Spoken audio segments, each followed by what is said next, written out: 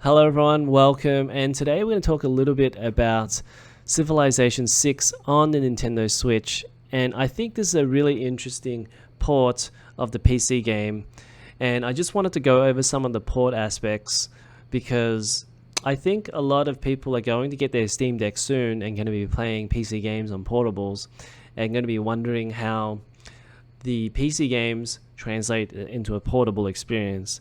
Now, the interesting thing about Civilization VI is that there is also an iOS or Android version, and the Nintendo Switch is based off of the iOS Android version. But I think it's going to show you how much of it has been redesigned for a portable or a mobile.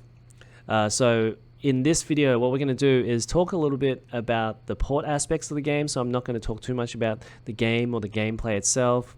And then we're going to talk about the graphics, the UI design, the text, the controls, and also things to do with the lower powered processor. So things to do with like loading times, things like that. Okay, so the first thing to talk about is the graphics itself. And I think, going back to when it first released, a lot of people were undecided on the graphics. Because it was a more cartoony look than the previous more detail and real look of the previous game. But I think it actually is really nice. There's a lot of detail here, even though it's more cartoony. I think they went with this more cartoony look because they were going to make the mobile version of the game. And I don't think it's because it's for lower powered devices. I just think it's because that user base or that audience on mobiles generally prefer this type of look more than, say, a more gritty, real or detailed, realistic look. So I think that's why they went with this design. But I think it makes it look really nice. I think in general, there's lots of detail everywhere, and even though it's running on this Nintendo Switch, which is not a very powerful hardware, it still looks really nice, and you wouldn't be able to tell the difference between this version and the PC version. So for example, you can see that every hex, you can easily tell from a distance. You don't have to even zoom right in what each one is, and they have an icon there. So like this one has a horse icon and this one has a wheat icon, but even that you can pretty much tell from the hex itself what it's meant to be. Like this one here that I've selected looks like a mine. This one is like a farm. You can see the caravan or trader there, and then you can see like what the opponent has as well. So you can see clearly like what's going on. Whereas I think in previous games it was a little bit harder to tell what was what.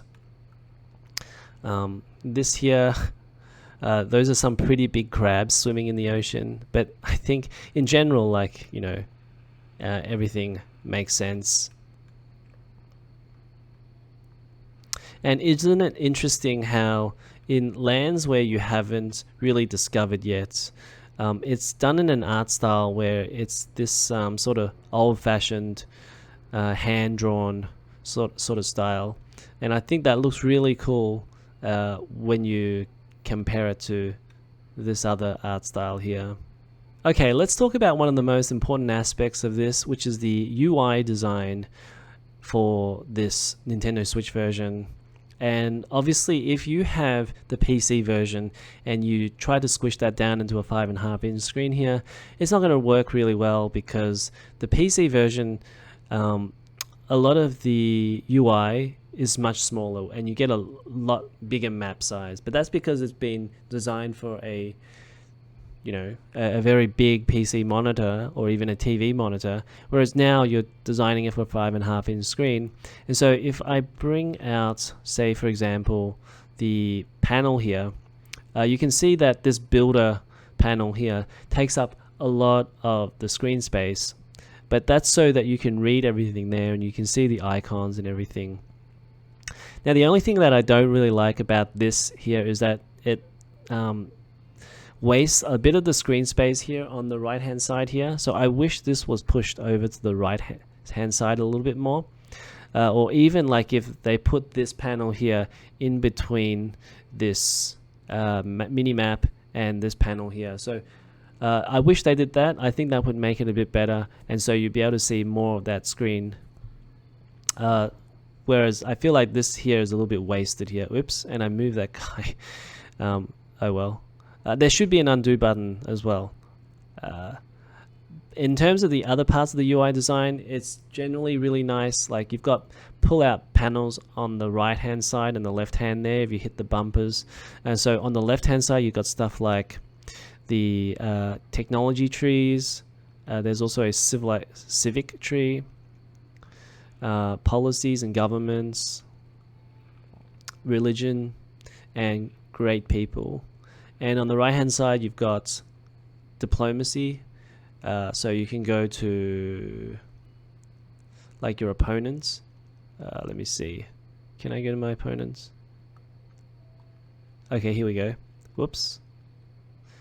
And the way that they've redesigned this is really nice as well, because your buttons are really big and you can easily read what's on the buttons. Whereas if you tried to play something like Europa Universalis 4 on a small portable, it's just a lot smaller to read all of the text. So when you're playing on a portable and you're trying to redesign the game, a lot of the stuff needs to have much bigger text like what we've got here, to make it easier to see what's going on. So all of this has been redesigned with much bigger text, and that makes it easy to play on a portable.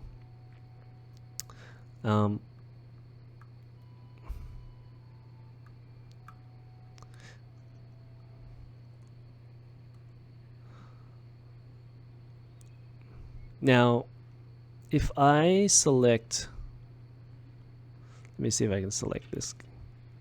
So if I have two units on top of each other, I can actually select either of them if I press up and down on the D-pad here. So I can go to the builder here. I probably need to move him back as well. I want to move him back to show you guys something. So the design of this UI isn't as nice as I would like it. We have a builder here, and he has an action at the top here to change the hex into something else. So if I just move over to that, and you can press the minus button to bring up some tooltips, and it says here he's going to build an improvement, which is a plantation to make winery, but it's at the top here, and the only way you can actually get to the top is if you press the right button 3 times, so it goes up to the top here, whereas you can't actually press up and down, and logically that would make sense to press up and down to get up to the top here, but you're actually having to push left and right to scroll through all these actions. So, you know, I was wondering why they don't just put that action here at the bottom here. They even got an extra space for it, and they also, you can expand the options as well to hide some options. So technically they could even make this longer if they wanted to, but they just decided to make all of the important actions at the top there, which I can understand where their logic is coming from, but then to push the right button like 3 times to get to it makes less sense than if you were to push up to get up to the top there for that icon. And a similar thing with actually selecting the city. Previously, I had no idea how to select the city. I would actually just press on the city itself to select the city like that. But actually, you can get to it if you press the A button over the city itself to select it. And initially, you're going to select on the archer, but actually, if you press up and down, or you scroll over to this icon here, which is also the up and down icon, you can select the city that way, and that way you can get to your productions. So you can choose the production of the city, you can choose how you manage the city itself. So that was a really important screen that is kind of a little bit hidden away, because if you're using the controls itself, the only way to get to it is if you press the up and down button, and it's kind of hidden that way.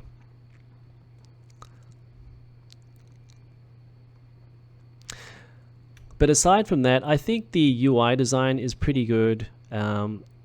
Everything has been redesigned for this so that it works on a smaller screen. And if you go through like a lot of these information panels, a lot of it is properly sized so that it's actually legible. So like even the smaller text here is very legible. And if you jump into any of this, all of the tables are nicely organized. I hope that for the Steam Deck version that they'll have some sort of like Steam Deck profile where you're essentially getting something like this. Now even a lot of the unimportant text here, even though it's small, it's at the point where it's just legible enough that you don't have to bring it closer to your face. So I think they chose the smallest text size available for that. For example, if you press the tooltips button, I think if that was actually important text, then that would be a little bit hard to read at that text size. But because this isn't so important and because you're pressing the tooltips itself to get to it, I don't think it's so bad that it's that small.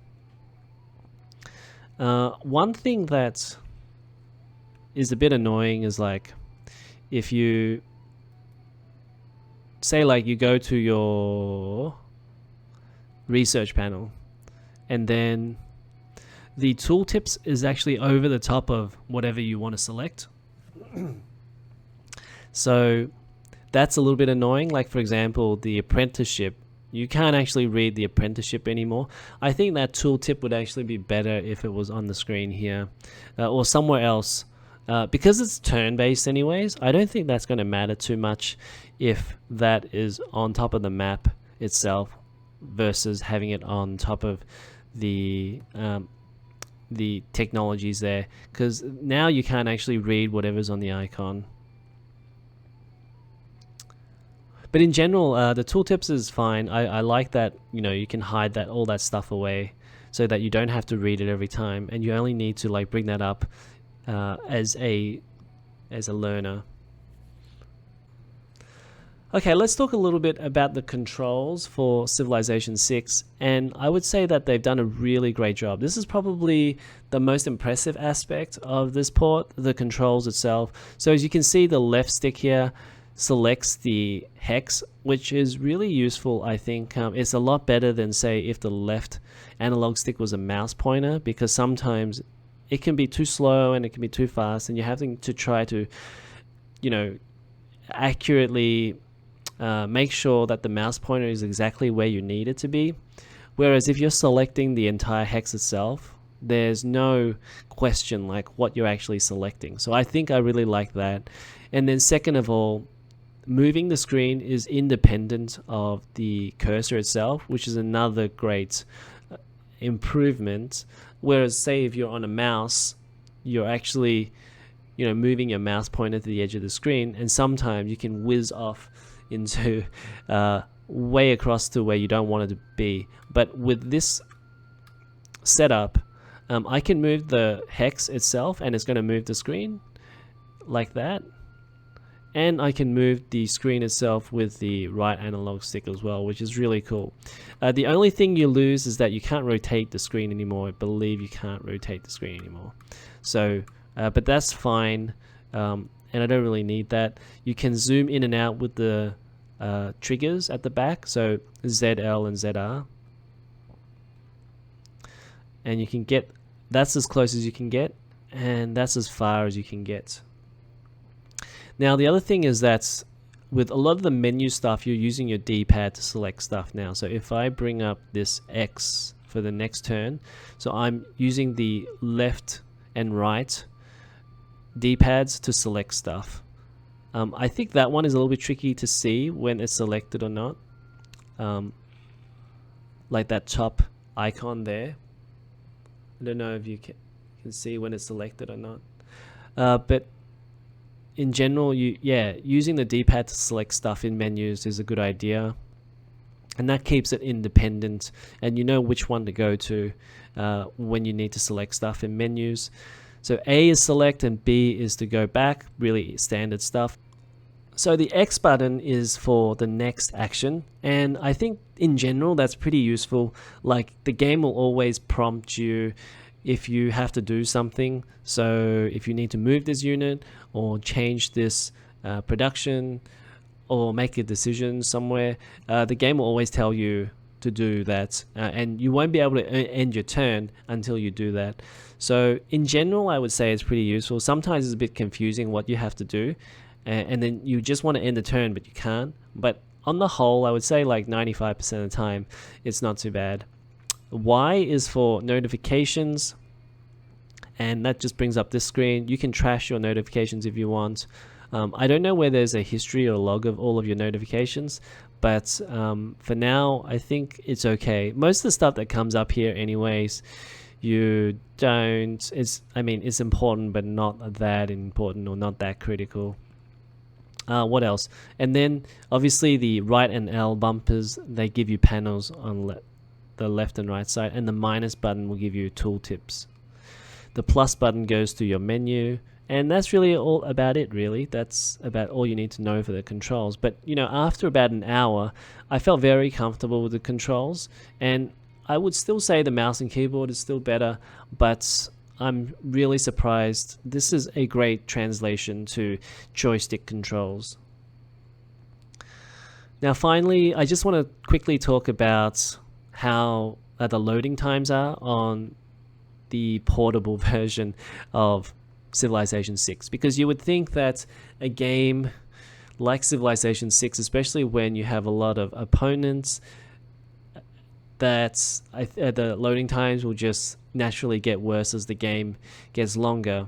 And I'm too early into the game to really tell, but I would say that as long as you don't play a very large map with a lot of opponents, like say for example I wouldn't play Civ 6 on Switch with 10 opponents, I would probably keep it down to around 5 or 6. I think the Switch version is fine for this type of mobile gaming. So I wouldn't play this on a very large map. If you want to do that, play it on the PC version. I think with 5 or 6 opponents, it can still take a little bit long to process.